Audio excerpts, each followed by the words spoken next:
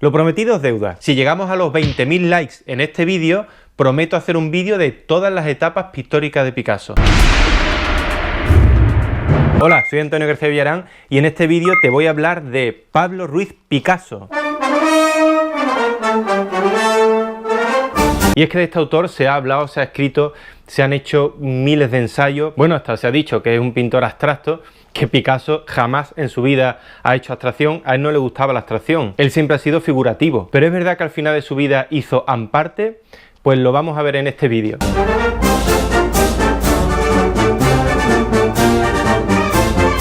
Hay mucha gente que piensa que Picasso es solo el Guernica y que pintaba así, pero ¿qué va? Si Picasso era un clásico. De hecho, él tuvo un aprendizaje académico porque ya sabes que su padre era profesor de la Escuela de Arte, al principio en Málaga y después en Barcelona. Y si vemos obras de Picasso de niño, no veas cómo dibujaba el niño, cómo pintaba el niño, Y es que tiene unas academias son los dibujos estos de esculturas clásicas hechos a carboncillo, pues eso, que tiene unas academias que son magistrales, que hasta él mismo llegó a decir que se sorprendía al ver cómo a tan temprana edad hacía ese tipo de cosas. Y no solo porque tuviese un padre pintor, porque tú puedes tener un padre pintor o una madre pintora y, oye, que no te guste el arte. Lo que pasa es que a él se ve que le gustaba mucho, le encantaba trabajar. Vamos a ver que el catálogo más completo que existe de la obra de Picasso lo hizo Cristian Cerbos y reproduce más de 16.000 obras. ¡16.000! Y lo que es más importante, pintadas y dibujadas por él, no como otros. Porque eso sí, a Picasso le gustaba trabajar, le gustaba hacer él sus propias obras. Bueno, como es lógico también, ¿no? Pero él empezó desde muy temprano. Hizo su primera exposición a los 13 años. Y estos dibujos de los que he hablado así académicos, los hacía con 7 años. Con 7 añitos dibujaba el niño así.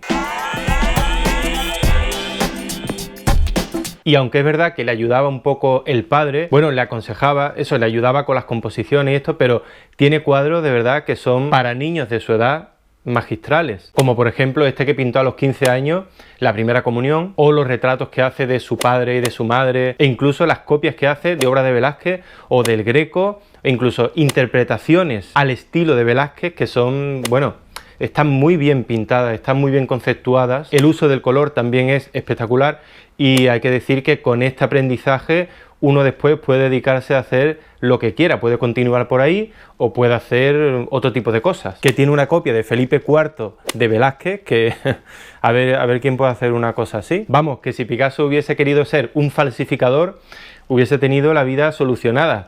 Pero claro, como él tenía mucha imaginación, pues dijo, no, lo de los falsificadores, para la gente que tenga mano, pero que carezca de imaginación. O este otro cuadro de 1897, Ciencia y Caridad, que aunque lo criticaban en su época porque decían que esa mano parecía un guante, la mano de la enferma, pero bueno, salió en algún periódico.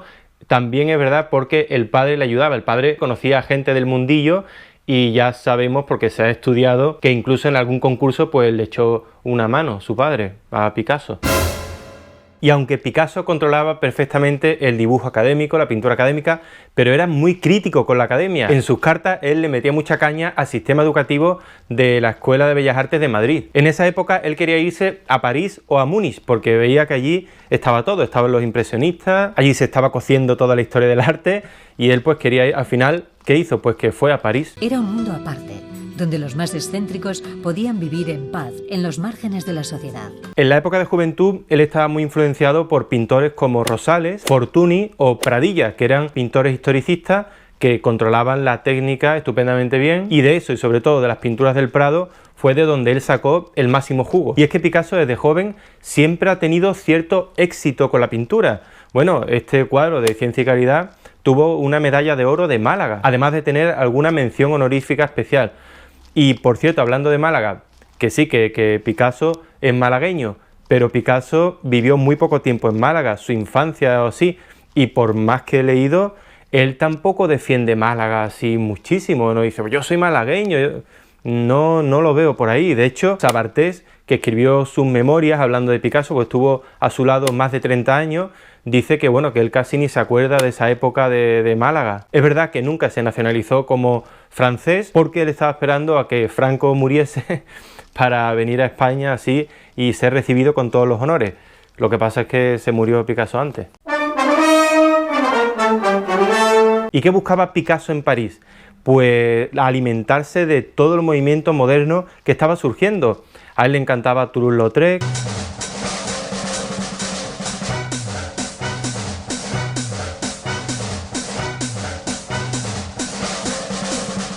le encantaba Degas,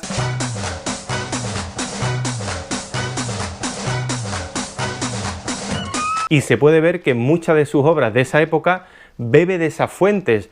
Es que el Picasso tiene algo que a mí me impresiona muchísimo, que es capaz de igualar e incluso de superar técnicas o maneras de ver la pintura que a él mismo le encantan. Y eso no es fácil, eso no es nada fácil. Y tiene otra cosa que también me encanta, y es que todo lo que aprende acaba después incorporándolo en toda su obra, a lo largo de toda su vida. Y experimenta muchísimo.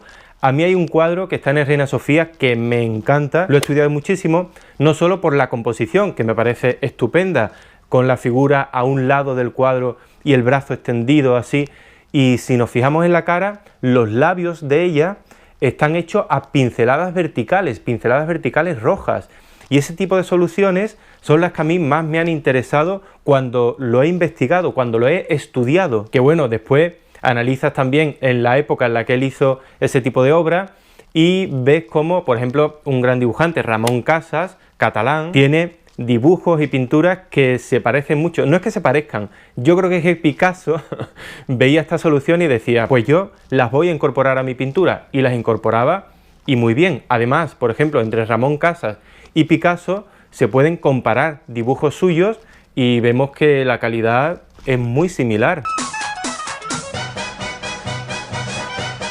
Yo creo que Picasso se tenía que mover mucho por una especie de envidia o de afán de superación, porque, por ejemplo, Ramón Casas expuso en el Quatre Cats y Picasso posteriormente hizo una exposición similar, con dibujos de retratos de amigos suyos. Pero para mí lo más importante de Picasso es que si él viviese hoy, sería instagramer, por supuesto que sería instagramer, porque lo que hace Picasso durante toda su vida no es más que pintar lo que a él le pasa, la gente que pasa por su vida, sus mujeres, sus niños, sus animales. Es decir, que la mano de Picasso podía ser un móvil, con un montón de filtros, eso sí, pero un móvil. Por ejemplo, la época azul, bueno, pues eso podía ser un filtro, ¿no? El filtro de la época azul. ¿Y qué cosas pintaba? Pues sobre todo imágenes de pobres de la época. También pintaba a sus amigos, a la gente en los bares, porque él era muy joven y le gustaba estar siempre de parranda, por ahí. Bueno, a ver, tampoco siempre de parranda, pero que le gustaba salir, como a todos los jóvenes. Pintó hasta la muerte de su amigo Casagemas. No solo un retrato de Casagemas con el tiro en la sien, sino también hizo una alegoría de Casagemas muerto y ascendiendo al cielo, donde el cielo para él, ¿qué es? Pues un montón de... una especie de burdel, un montón de mujeres desnudas y un caballo blanco, y Casagemas, las cosas de Picasso, el machirulo, que era él muy machirulo. También, como no, tiene muchos dibujos de desnudo femenino, y es que el desnudo femenino es algo que él va a practicar pues durante toda su vida, hasta el final de sus días. A mí estas primeras épocas de Picasso, sinceramente, me encantan. No todos los cuadros, porque él experimentaba mucho. Hay obras suyas que yo las veo y creo que eran bocetos, que ni siquiera están terminados. Pero claro, como cualquier cosa de Picasso, ahora vale una millonada y la expone y dice, ¡wow, un Picasso! Yo, pues, en muchos catálogos encuentras cosas que dices, oye, esto no es de primer nivel. Pero bueno, está bien verlo para aprender. La que sí es un retrato del primer nivel, desde mi punto de vista, es el retrato de la Celestina, por ejemplo, esa mirada que tiene, esa composición, o la obra que se llama Los pobres a la orilla del mar, y por supuesto una que siempre me ha gustado mucho es La vida, en la que se ven a figuras de pie y al fondo están los bocetos de ese mismo cuadro, con las figuras escuálidas, amarillentas, con el azul y amarillo, los complementarios, las composiciones clásicas, porque no lo olvidemos, siempre hace composiciones clásicas. Lo que aprendió en su día, eso no se le olvida nunca. Y aunque es verdad que se dice la época azul, la época rosa, pero durante la etapa de la época azul, de lo que se considera la época azul, él pintó cuadros también que son de la época rosa. Es decir, él iba pintando, probando, y no es que dijese a partir de ahora ya no pinto nada más en azul, ahora todo en rosa. No, así no lo hacía. Él era más orgánico. Por ejemplo, en este cuadro, Mujer con corneja, que también me gusta mucho, una mujer dándole un beso a un pájaro negro, pues vemos cómo el azul y el rosa están en la misma obra. Y como decía antes, él lo que pinta es lo que vive. En esa época él visitaba mucho el circo, donde había saltimbanquis, bailarinas, acróbatas, y para mí de esta etapa un cuadro que me encanta es La familia de saltimbanquis, donde hay una cosa espectacular desde mi punto de vista, que es algo que yo siempre cuento en mis clases. Este cuadro tiene un error, pero ese error lo ha convertido en una virtud, y es que aquí falta algo, pero mira bien el cuadro. ¿Qué es lo que falta en este cuadro? Pues falta una cosa fundamental. Fíjate en la figura del personaje rojo, el gordo. ¿Has visto? Es que le falta una pierna. O sea, ahí debería haber una pierna, porque no se puede apoyar un personaje que pesa tanto en una sola pierna. Sin embargo, pienso yo que Picasso creería que ese plano rojo ahí pues no funcionaba, así que lo quitó. Y si no te fijas bien, no te das ni cuenta, y a mí eso me parece magistral, me parece algo de buen pintor. Pero cuando Picasso empieza a ser Picasso, desde mi punto de vista, es con su cuadro Las señoritas de Aviñón, que es de 1907, y se ha dicho siempre que está inspirado en las esculturas clásicas, en las esculturas antiguas, arcaicas, e incluso también en la escultura africana, porque por aquella época se hizo una gran exposición de arte africano en París. Arte africano, arte primitivo, en fin. Y aquí Picasso ya empieza a jugar con las formas, empieza a jugársela él mismo, porque además ese cuadro no le gustaba prácticamente a nadie. Su propio amigo Braque dijo de ese cuadro que era como si alguien hubiese bebido gasolina para escupir fuego. Y estamos hablando de principios del siglo XX, También es verdad que Picasso después se agarró a esto, al cubismo, a que él fue uno de los inventores del cubismo, y esto lo explotó durante toda su vida. Pero bueno, oye, aunque sobre esto también hay muchas teorías, Porque se dice que el primer cubista fue Juan Gris, también se dice que Braque fue el primero que hizo este tipo de obra. Lo que sí es cierto es que tanto Braque como Picasso estuvieron explotando esta nueva manera de entender el arte.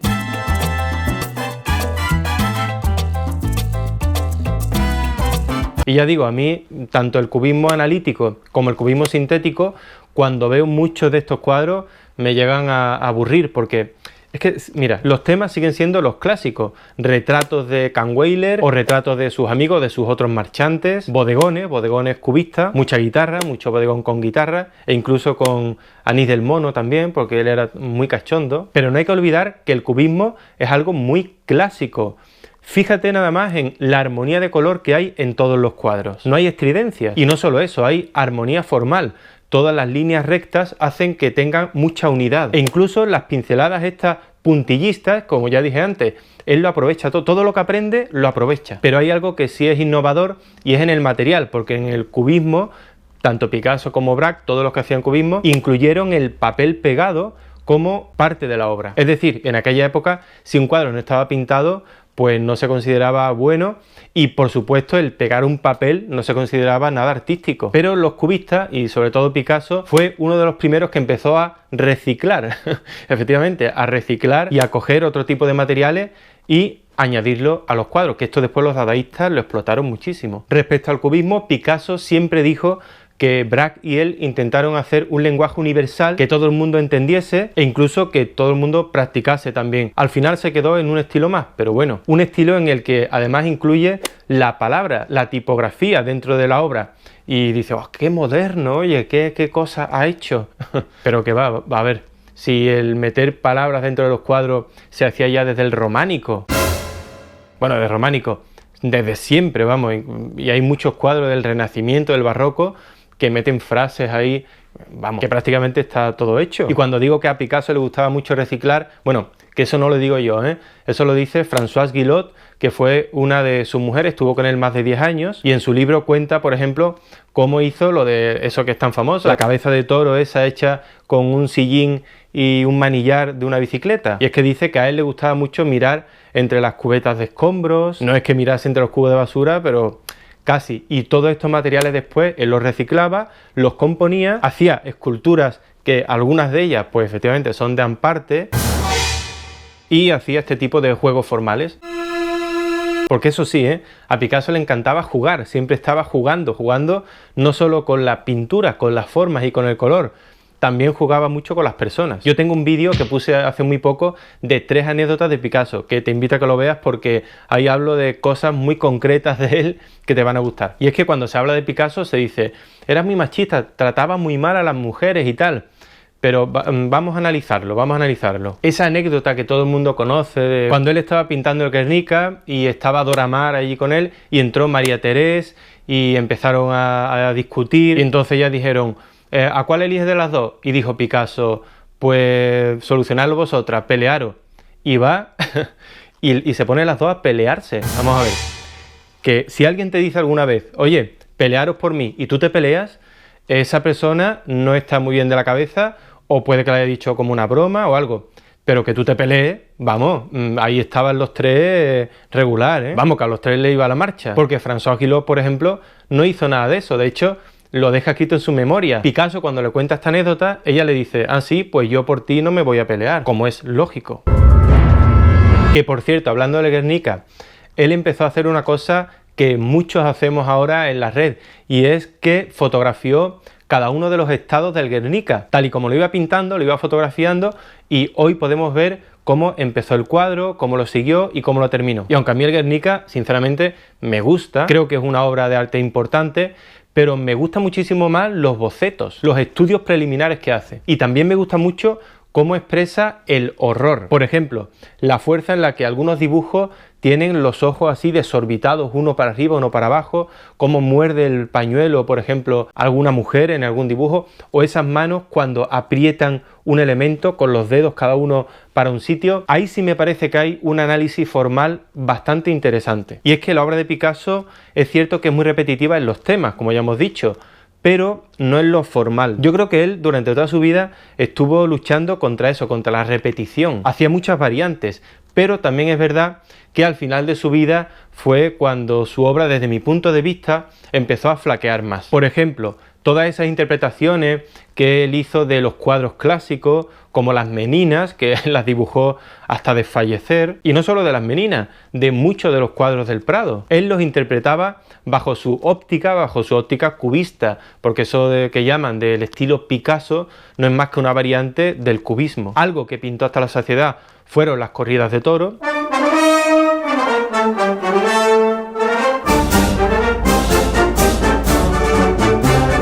porque a él le encantaban las corridas de toros.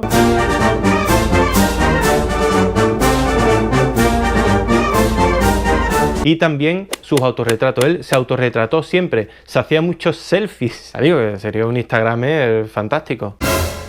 Para mí Picasso es un continuador del arte clásico. Él hizo versiones, que sería hoy día como hacer covers. Hizo covers de cuadros antiguos siempre. Pero a Picasso, como a mucha gente, se le conoce muy bien por las anécdotas, como por ejemplo la que le pasó con uno de sus marchantes, Beguiren, que le enseñó un billete de 500 francos y Picasso le dijo, esto tiene el valor de 500 francos, pues yo soy capaz de duplicarle el valor en un minuto. Y cogió un bolígrafo, un lápiz, le hizo un dibujito así de una corrida de toros en el billete y se lo devolvió al marchante. Él esa misma noche, en una reunión de amigos, contó esa anécdota, sacó el billete y uno de los que estaba ahí sentado sacó 1000 francos y le dijo, oye, te lo compro. Y efectivamente, duplicó el valor de un billete de 500 francos en así. Pero también era un caprichoso, ¿eh? Picasso era muy caprichoso, sobre todo al final de su vida. Y en una anécdota que le ocurrió también con un comprador, un tal Jacques, que vino de Estados Unidos, le quería comprar cuadros y no sé, a Picasso no le caía bien este hombre, no le gustaba. Después de un tiempo allí en el estudio viendo los cuadros, él le dijo pues que no le quería vender cuadros a Jacques, pero que le gustaba mucho su sombrero. Y claro, Jacques le dijo, claro, no te va a gustar el sombrero si me lo han hecho a medida en Londres, si es un sombrero de mucha calidad. Y entonces le dijo, pues no me importaría tener un sombrero como este. Si me traes un sombrero, te puedes llevar algún cuadro. ¿Y qué hizo Jacques? Pues que cogió un avión desde París hasta Londres, le hizo un sombrero a la medida de Picasso. Picasso tenía un cabezón importante y al día siguiente se presentó allí con el sombrero. Entonces Picasso cogió el sombrero, se lo puso y dijo, se miró en el espejo y dijo, pues ahora no me gusta tanto, no me cae tan bien ese sombrero. ¡Pum! Se lo colocó a Jacques y dijo, hoy no hay cuadros para ti. Un poco sobradito, pero bueno. Mira quién viene a saludar. El Cubin. ¿Qué quiere? ¿Qué? ¿Quieres decir algo? Una de las cosas que me ha parecido muy interesante de Picasso es que él nunca firmaba los cuadros una vez que los terminaba, porque decía que si los firmaba se los podían robar. Claro, y es que él también decía que sus cuadros, esto lo decía él, que cualquiera en Estados Unidos podía falsificar perfectamente un cuadro suyo. Vamos, que viene a decirnos que eran muy fáciles de pintar sus obras, las de su última época, ¿eh? También se dice que Picasso era como muy agarrado, que no le gustaba dar cosas. Eso no es del todo cierto, ¿eh? A mí me han contado muchas anécdotas y he leído muchas anécdotas de Picasso y de la generosidad de Picasso. Mira, otra vez.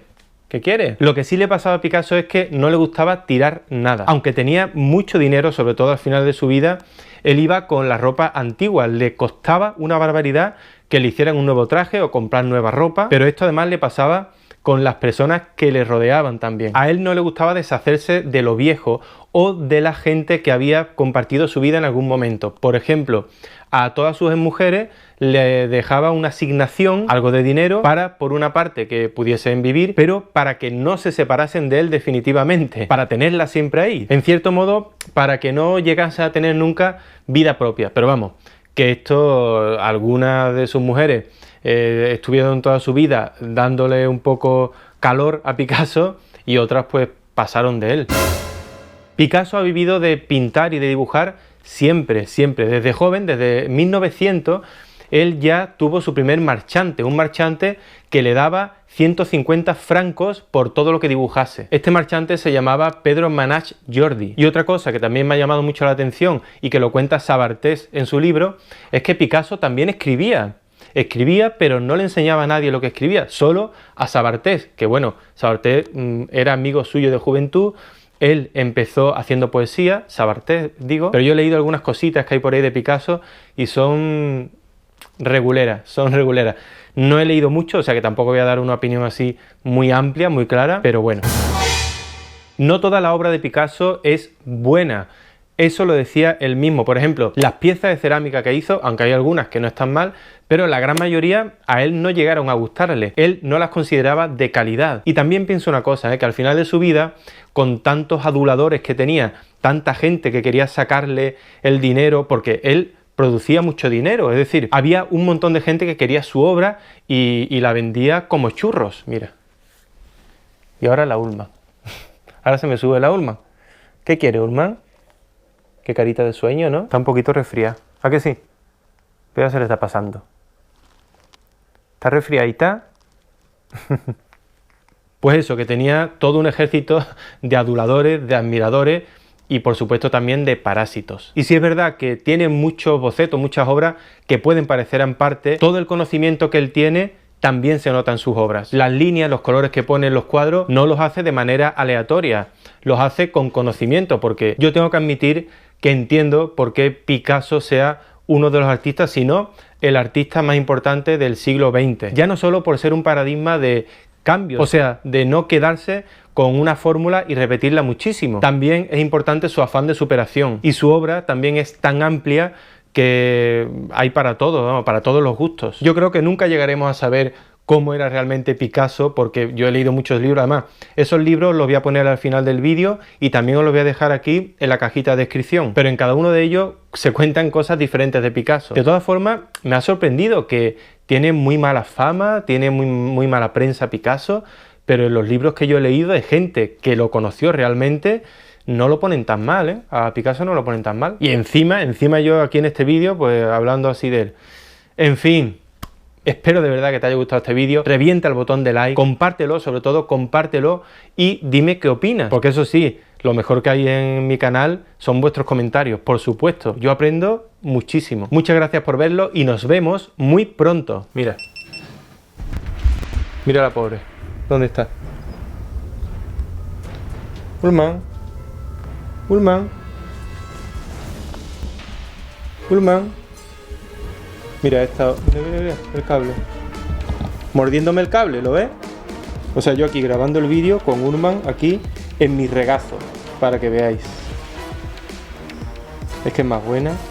Pullman.